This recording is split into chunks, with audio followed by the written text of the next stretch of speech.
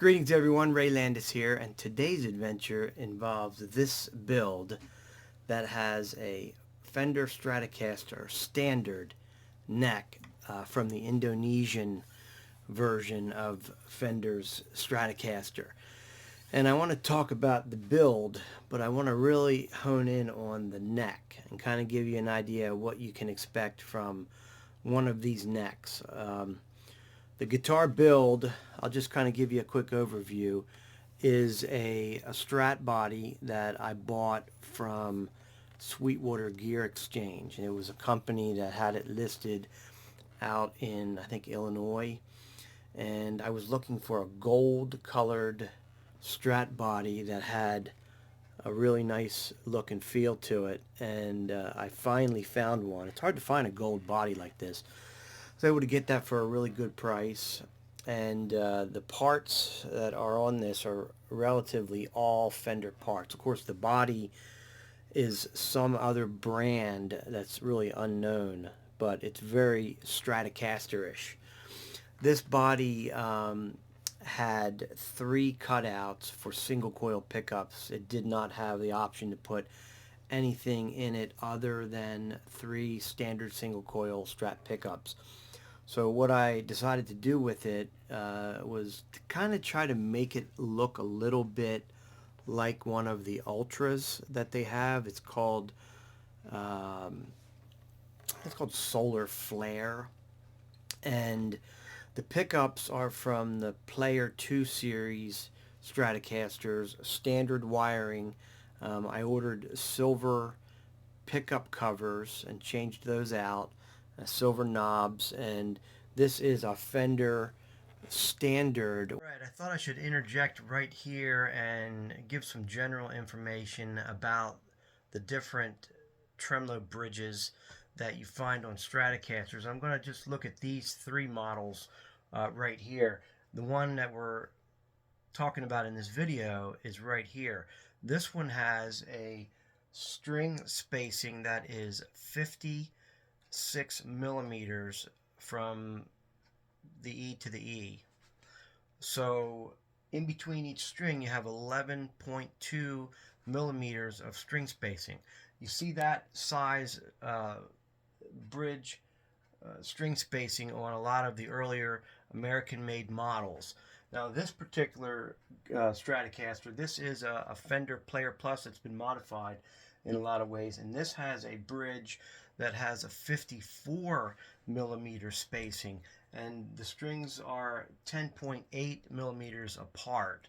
And then finally, this particular one is a 52.5 inch string spacing. And basically what that does is it puts the strings 10.5 millimeters apart. So generally speaking, you're going to see 3 different sizes of the bridge on Stratocasters. So there was some things here that I had to kind of adjust and create my own little variation so that it would work. But again, I want to focus in on the neck. I put standard strap buttons on it. It had no hardware whatsoever on the body, and I haven't even put a back plate on it. You can see the body is not full-sized, but it's very close to being a full-sized body.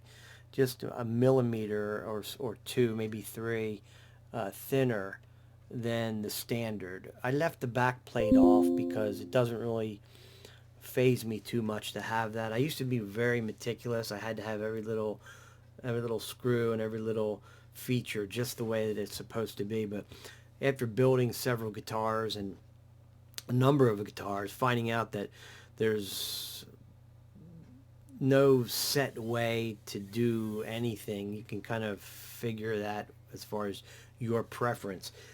On this one, I left the back plate off. Now, I showed it to my wife. She said, put a back plate on. I said, nah, I'm just going to leave this one off. But the block is full size, it's full depth, and it's full American standard width. So it's not the width of the import size. The problem with that is that this neck is for a thinner spacing of 52.5. So that creates a little bit of a problem with the neck, but I'm going to show you how I fixed that. But overall, this guitar plays really nice. The tremolo stays in perfect tune. I didn't use the staggered offset setting for the claw, which some people do. I don't find that to be absolutely necessary.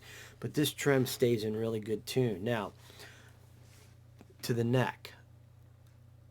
The first thing that I noticed about the neck, and I ordered this from Stratosphere because I wanted to use this neck in particular, the maple version of the Standard Stratocaster from Indonesia. And on the back it says, designed in California, made in Indonesia. And I can tell you that this neck is way better than any of the Squire necks. And I'll tell you the reason why is because the feel and the structure of it, the overall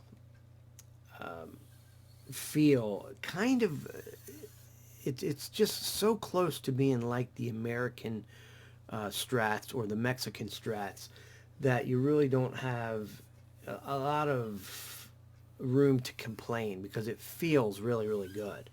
It's a modern C. It's got nice frets. These frets are not jumbo. They're probably somewhere, maybe around the medium range, but similar to like a 70s Strat. These frets are not sharp in any way whatsoever down the side, and the wood feels really, really good. I've got regular standard Fender tuners on this, and these tuners are really good. They're just standard, Fender non-locking tuners, and they work great. The problem I found with the neck, and what makes this neck substandard for a lot of people, is the nut. The original nut that was on this neck definitely wasn't bone. It had to be plastic of some sort. It just really was so soft. And I took that nut off and put on a brass nut. Now this brass nut is the exact width that I needed for the neck. However, the string spacing on this nut is a little more narrow than you would see on this neck in its stock format with the plastic nut. But if you look down, there's no problem with having the wider bridge and the more narrow nut. In fact, if you look at the alignment over top of the pickups, let me get back in focus here. The alignment over the pickups is really, really good. The only thing you really do notice is that the bridge pickup, it's at the outside of the magnet because of that bridge being a little bit wider. But I decided to try it. I wanted to find out, really what I was dealing with. And if it didn't like it, I could always take it apart and rebuild it. I put a nice Fender backplate on it. It's got the standard, the old-time little bell-shaped strap buttons, and just a standard jack. And because of the brass nut with the more narrow spacing, I was able to get this playing and feeling really good. String action is excellent. I don't know if you can tell. It's probably somewhere around the 65 area. Might need to do a truss rod adjustment on it because it's been sitting a little bit. But you can see the neck is very nicely rounded. It feels to me like it's got rolled edges. It does feel like it has rolled edges. It's not real sharp or anything, but they may not list it as being a rolled edge, but it does feel really nice and comfortable. Taking out the nut, if you can see, I had to do a little bit of a a minor repair there, because if you take out the nut on this, I would highly recommend that you score on either side of the nut with a razor or like a scalpel or something before you pull it out. Now, when I pulled this out, I ended up having a chip out at the top, on the top end, top side of the nut. And it was a nice piece. I was able to glue it back in. You can't really tell. It's very minor. If you didn't know it was there, you'd never see it. But I can say this, that when I saw that chip come out, I could get a look at the wood underneath of the finish. And that's also where this neck could be considered a little substandard to a regular U.S. or Mexican-made Fender Strat. These necks, they feel like a good American or a Mexican neck, and they look like it, but you can't see underneath of the finish to find out that the wood is just a little, it seems to me, a little bit inferior to what you would have on a, you know, a higher grade neck.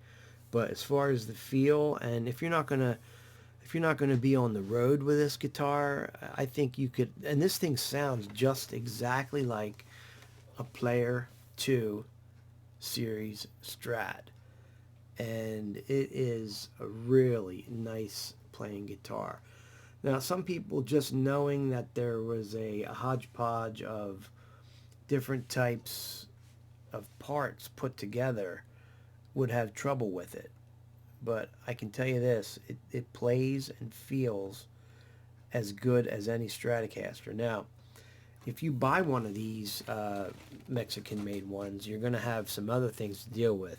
These are actual Player 2 series pickups. If you buy one of the standards, you're going to have ceramic pickups. You're going to have, you know, some other things to contend with, a different type of a bridge and all.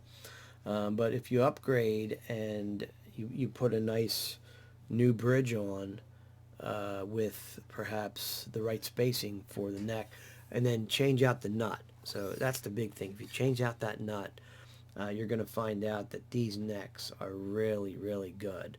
If you go to Stratosphere, you can buy these. They're a little more expensive than the Squire Classic Vibe necks, but they are well worth it. These are better than the Classic Vibe neck. So that's my opinion.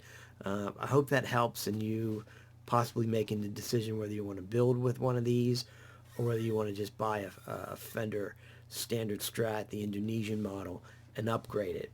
But if this has helped you in some way, I'm going to ask that you give me a thumbs up, like, comment, subscribe, and I will see you next time for the next guitar adventure. Take care.